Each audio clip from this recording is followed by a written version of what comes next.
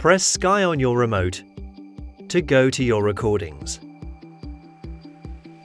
You can quickly and easily move through recordings using your SkyQ Touch remote or SkyQ remote.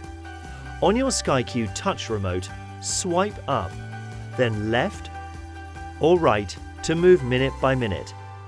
Or on your SkyQ remote, press up and then left or right.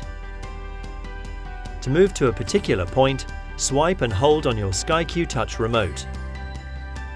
Or press and hold on your SkyQ remote.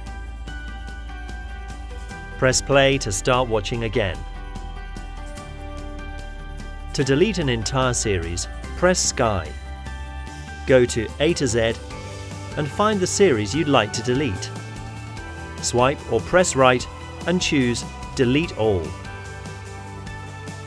To continue watching a show you haven't finished, or to find the next episode of a series you've recorded, press Home and go to My Queue. You can find more by pressing Sky and going to Continue.